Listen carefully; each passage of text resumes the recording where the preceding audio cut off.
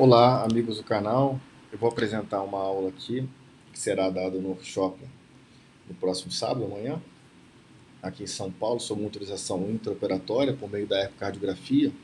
Eu vou aproveitar e vou alimentar o canal com essa aula que eu estou passando aqui.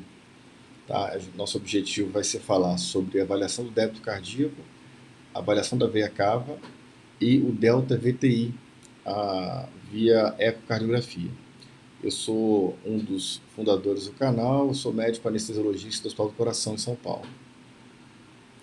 A gente olha a monitorização hemodinâmica, a evolução da monitorização hemodinâmica, a gente vê que houve um avanço muito grande e um entendimento muito grande de variáveis fisiológicas, que nos guia de forma muito precisa hoje em dia em relação à utilização de fármacos, utilização de hidratação, etc. Então a gente sai de tempos que a gente não tinha basicamente nenhum método complementar. No início do século XX começou o uso do signo nanômetro, do estetoscópio, e há pouco mais de 60 anos apenas foi instituída a utilização do catéter da artéria pulmonar, que é o Swan-Ganz, que ainda permanece até hoje com boas indicações e com algumas indicações pétreas. Na década de 90 para cá, o ultrassom, que antes era restrito ao radiologista e ecografista, ele se difunde muito rapidamente dentro dos hospitais, dentro da emergência, dentro da terapia intensiva, dentro do centro cirúrgico, e se torna uma ferramenta muito importante, que sai da mão do especialista e vem para a mão do médico generalista.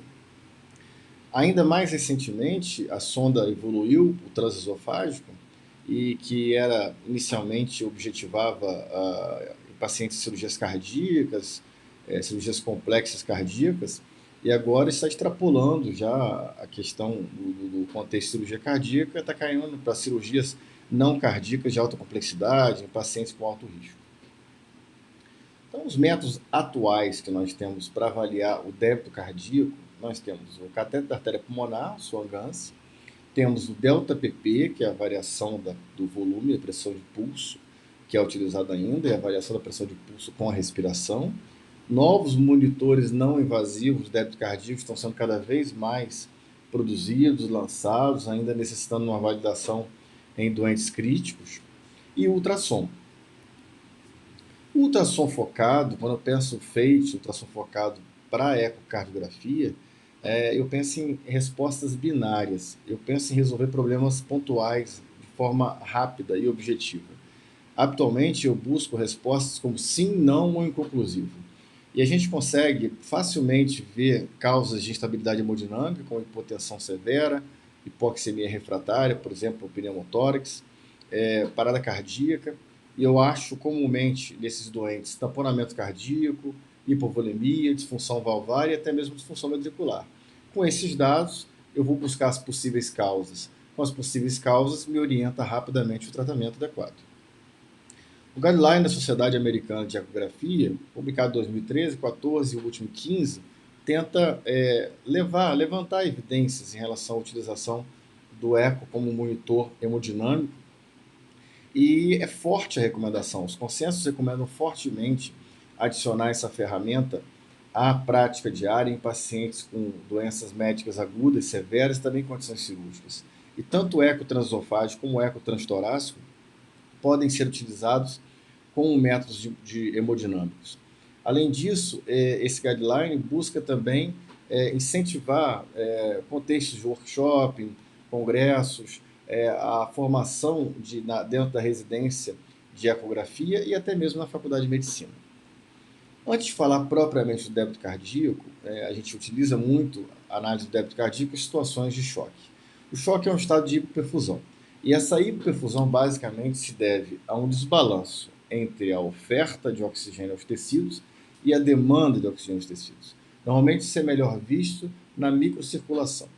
O débito cardíaco, por sua vez, ele está dentro da fórmula, porque o DO2, a oferta de oxigênio aos tecidos, depende do débito cardíaco e do conteúdo arterial de oxigênio. Eu posso dizer que o débito cardíaco é uma das variáveis macrohemodinâmicas mais importantes dentro da oferta de oxigênio aos tecidos. Então eu disse que a oferta de oxigênio depende do débito cardíaco e do conteúdo arterial de oxigênio. O conteúdo arterial de oxigênio eu posso manipular, porque ele é o produto da hemoglobina, vezes a saturação, vezes a PO2, e eu Manipulo facilmente a hemoglobina com transfusão de hemácias, manipulo a saturação com manobras de recrutamento, aumento da FO2, aumento da PIP, até mesmo em situações extremas, posição prona. E o débito cardíaco, por sua vez, é o produto do volume sistólico vezes a frequência cardíaca.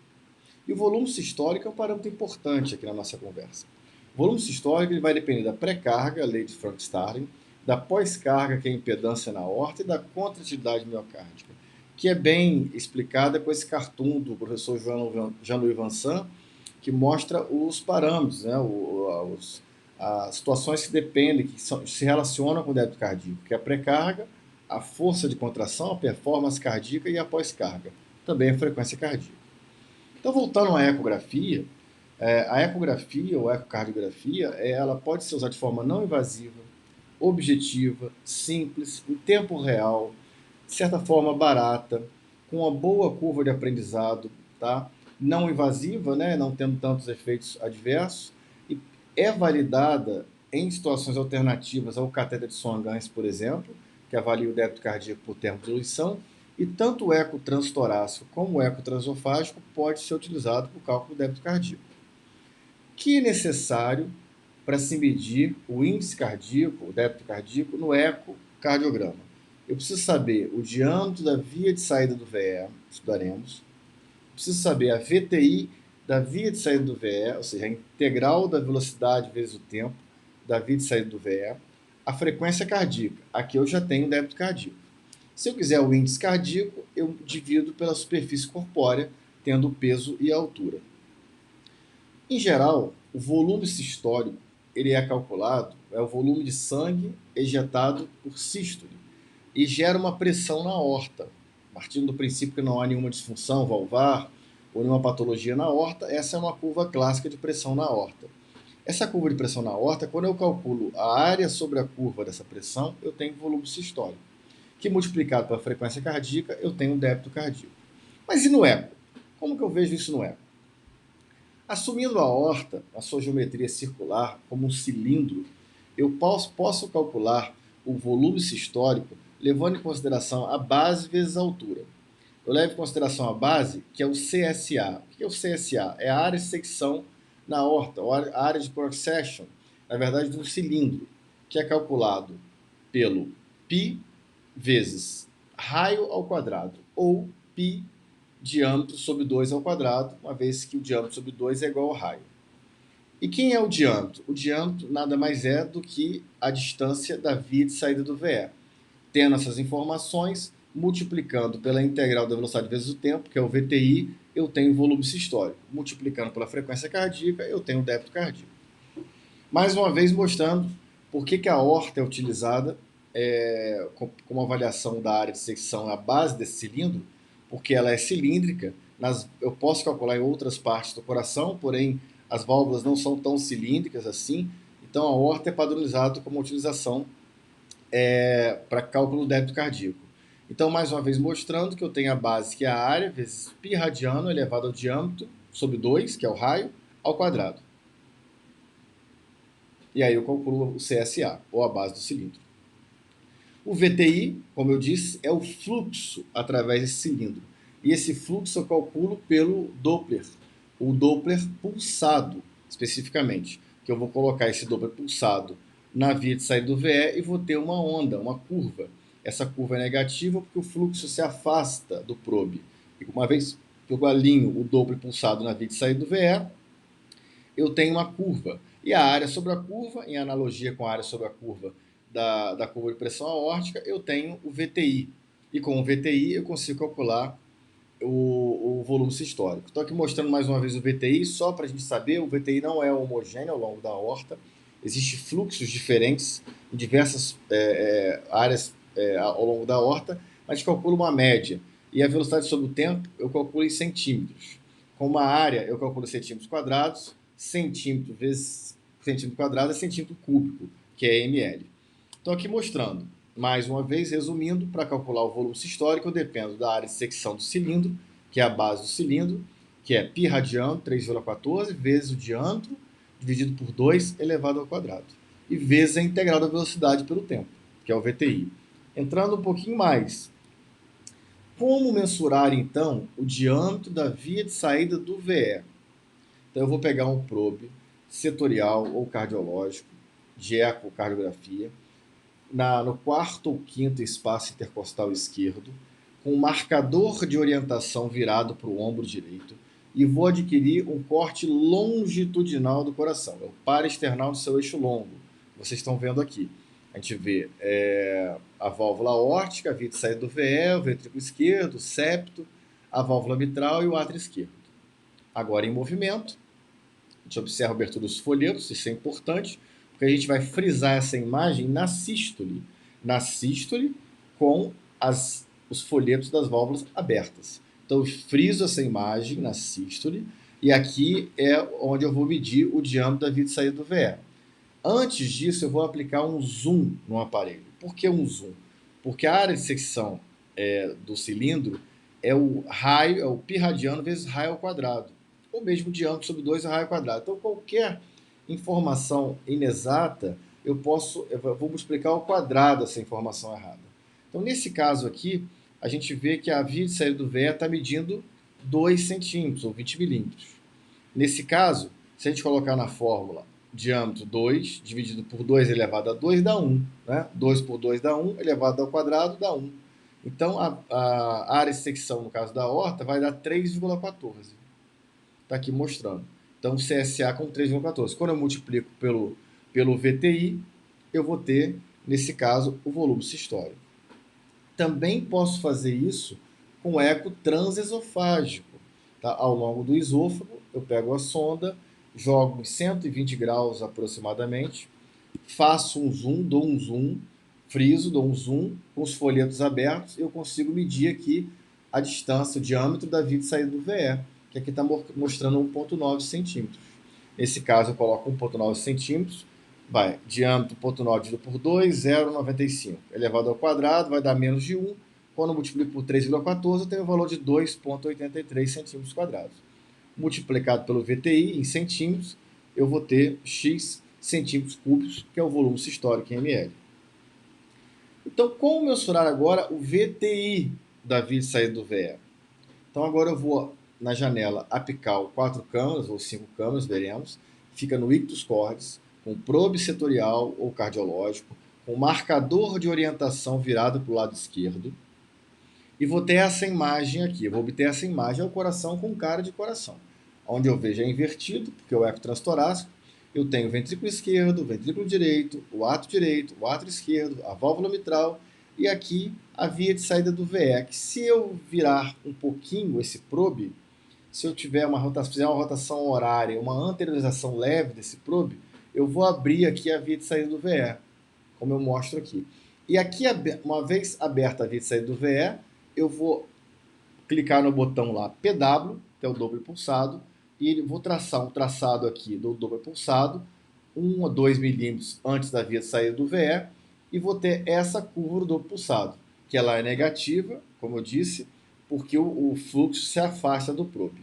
E aí você vai clicar lá muitas vezes em aorta e mensuração, traçado linear, alguns aparelhos dão isso, mas traçado linear eu vou envelopar essa onda. Eu envelopo essa onda e quando eu envelopar ele me dá o valor de VTI, que está aqui, 19,1. Então você multiplica pelo CSA e você tem o volume sistólico. Também posso fazer isso pelo eco transesofágico. Tá? Isso depende de avançar a sonda por via transgástrica profunda a 0 graus, porque eu consigo alinhar melhor esse eixo dobro pulsado. E aí eu alinho o dobro pulsado aqui na via de saída do VE, e nesse caso vai envelopar mais uma vez, ó, mensurar, traçado linear, envelopa a onda do dobro pulsado, e eu chego ao valor de 14,6 centímetros. Nesse caso aqui, assumindo 3,14, ou seja, o diâmetro da via de saída do VE em torno de 2, vai dar 3,14 vezes 14,6, o que dá um volume sistólico de 46. Multiplicando a frequência cardíaca por 61, que está mostrando aqui, tá? Eu tenho 2,8 litros por minuto de débito cardíaco. Ok? Erros comuns, ficamos atentos. Medir fora da cista, tem que medir na cista com os folhetos abertos. Medir o Doppler pulsado não perpendicular ao fluxo de sangue. Isso é muito claro com o eco transesofágico. A gente tem que fazer a avaliação transgástrica para que consiga alinhar bem na via de saída do VE. Não respeitar bordas, interface endocárdico. Medir sem dar o zoom. Então, como eu disse, o diâmetro da saída do VE é o π radiano vezes o raio ao quadrado. Qualquer erro na medição vai ser elevado ao quadrado. Então, dá o zoom para que esse erro seja minimizado. Então, resumindo aqui, assumindo um paciente que tem um diâmetro da saída do VE de 2 centímetros ou 20 milímetros e um VTI de 22 centímetros, com a frequência cardíaca 75, qual seria o débito cardíaco? Então, eu coloco aqui 2, né, diâmetro da saída do VE, sobre 2 é 1, elevado ao quadrado 2. Π radiano, 3,14. Então, é 3,14 vezes 22. Dá 69,08 centímetros cúbicos, ou 69,08 ml. Multiplicado pela frequência cardíaca, eu tenho o débito cardíaco. Simples assim. Se eu posso usar o VTI também como uma avaliação de responsividade a volume, tá? Nesse caso aqui, se a gente depois de 1 minuto de elevação dos membros, eu calcular novamente o VTI, e aí nem preciso calcular de novo a via de saída do VE, o diâmetro, porque é o mesmo paciente. Então eu calculo apenas o VTI. E se houver um aumento de 10 a 15% do VTI, isso é indicativo de boa resposta a volume. Como eu mostro aqui, olha, aqui é um paciente neutro, que eu calculo o VTI, mais uma vez dobro pulsado na via de saída do VE, envelopa essa onda, e eu tenho um VTI de 17,48. Eu elevo os membros, 1 a 2 minutos, eu recalculo o VTI. E aí eu cheguei a um VTI de 22,16, levando em consideração o Frank-Starling Law. E aí, nesse caso, um aumento de 10 a 15% significa responsividade ao volume. Ok? Vamos falar sobre veia cava inferior agora. A veia cava inferior é a veia importantíssima que traz o sangue desoxigenado abaixo do diafragma. Tá? A vantagem é que eu consigo uma janela muito boa para visualizar a veia cava na via subcostal veia cava. Em geral, o volume da veia cava normal, o diâmetro normal, é menos de 15 milímetros, ou 1,5 centímetros. Ele está borderline, ou seja, intermediário de 15 a 20 milímetros, e está dilatado acima de 20 milímetros. Então aqui eu estou mostrando na visão subcostal, que a gente coloca um probe, que pode ser o probe de baixa frequência convexo, ou pode ser o probe cardiológico de baixa frequência também. Com o marcador de orientação para a esquerda, eu vou dar um leve giro em direção cefálica até encontrar essa imagem. O ato direito, a veia cava inferior e o fígado, como está mostrando aqui. E aqui a gente vê dois cenários, olha, o ato direito, a veia cava inferior e o fígado, ato direito, veia cava inferior e o fígado. Mas dá para ver claramente ao lado esquerdo uma cava dilatada e do lado direito uma cava colapsada. Dá para ver que a cava do lado esquerdo ela não se colapsa com a inspiração e do lado direito ela se colapsa com a inspiração. Aqui mostrando que a gente calcula o diâmetro na expiração, que é o maior diâmetro dela, na expiração, tá? E, no caso, quando você tem uma breve inspiração, você tem uma diminuição do seu calibre. Essa é a colapsibilidade da cava. Também posso lançar um modo M, para poder avaliar a mesma coisa em última instância. Que é ao nível das veias hepáticas, eu traço o modo M e eu vou ver o maior diâmetro, que normalmente é na expiração, e o menor diâmetro, que normalmente é na inspiração. Mais uma vez mostrando, traçando o modo M, eu tenho diferenças entre o momento inspiratório, tá, e o momento expiratório. Então eu chego à avaliação do critério de colapsibilidade da veia cava, que em geral, em condições de pressões arteriais direitas normais, a veia cava se colapsa em 80% dos casos. Se ela não se colapsa, está dilatada, as pressões arteriais direitas podem estar muito altas. E essa tabela nos ajuda muito em relação a isso. Com o tamanho da veia cava abaixo de 1,5 centímetros, com colapsibilidade maior que 50%, eu tenho a pressão arterial direita estimada em torno de 0 a 5 milímetros de mercúrio. Com a veia cava, o diâmetro de 1,5 a 2,5, com um grau de colapsibilidade maior que 50%, eu tenho estimado em torno de 6 a 10 milímetros de mercúrio de pressão arterial direita. 1,5 a 2,5, menos de 50%, 11 a 15 milímetros de mercúrio, e dilatado acima de 2,5%, muitas vezes nem se colapsa, ou menos de 50%, posso ter uma pressão arterial direita até de 20 a 25. No eco transesofágico, muitas vezes esse paciente está em ventilação mecânica. No eco transtorácico também, da terapia intensiva, em ventilação mecânica ou anestesia, segue uma lógica ao contrário. A gente não usa o parâmetro de colapsibilidade, ela não se colapsa na inspiração e se distende na expiração. Ela se colapsa na expiração e se distende na inspiração pela pressão positiva. Então, com pressão positiva, eu vou ter a distensibilidade da veia cava. A gente vai ver a seguir, que pode ser usado para calcular. Para obter essa janela, como o doutor Bruno falou na aula anterior, eu vejo no eixo bicaval, em torno de 124 graus, no esôfago médio, e eu consigo ver a cava inferior e a cava superior e o ato direito. E aqui eu consigo calcular o grau de distensibilidade da cava com alteração da ventilação mecânica. E isso eu vou calcular a distensibilidade máxima, o diâmetro máximo, menos o diâmetro mínimo, dividido por diâmetro mínimo. E aí eu tenho a distensibilidade, que quando maior que 18%, mostra que esse paciente pode ser responsivo ao volume. Bom, mas a veia cava, Carlos, é muito importante como preditor de fluido de responsividade. Bom, os artigos, as publicações mais recentes ainda não conseguem mostrar especificamente, quando a gente pega um único parâmetro, para esse único parâmetro ser preditor de fluido de responsividade. Então, a informação que você vem aqui, a gente tem que olhar vários parâmetros para ver se o paciente é fluido responsivo. Então, no entanto, outra publicação de um jornal importante de anestesia cardiovascular é que a veia cava se correlaciona com a PVC. Então, já é uma coisa interessante. A recomendação é, para dar ou não dar volume, eu vou me basear só na veia cava? Esse paciente precisa ou não precisa de volume? Então, a gente sabe que a lei de Frank-Starling, que é o retorno venoso do débito cardíaco, ela não é linear. Ela tem um período, ela tem uma parte dela que o paciente é fluido responsivo e tem uma outra parte da curva que o paciente não é fluido responsivo. E nesse caso vai trazer malefícios esse paciente se eu hidratar. Então, por isso que eu recomendo não só a utilização da veia cava como parâmetro de pressão arterial direita, como também a PVC. A gente usou tantos estertores, terceira bulha. O ultrassom pulmonar está aí para nos ajudar também, na presença de linhas B. Então, eu recomendo que se use uma avaliação mais global na hora de avaliar fluido responsividade. O próprio VTI, tudo isso, o próprio ΔPP. Então, você tem vários parâmetros, você chega a realmente a conclusão se o paciente é fluido responsivo. Esse paciente à esquerda aqui, eu mostro um coração batendo com uma boa força de contração, teoricamente mais seco, mostrando a ultrassom pulmonar com linhas A, ou seja, linhas normais. Já eu olho para esse lado, um coração mais dilatado, com as cavidades mais dilatadas, com a força de contração mais limitada, e quando eu olho a ultrassom pulmonar, eu vejo linhas B, linhas de extravasamento extra-alveolar. Então, esse doente aqui não é fluido responsivo, e esse aqui é fluido responsivo. Como eu disse, existe uma fase da curva de Frank-Starling que ele depende de volume.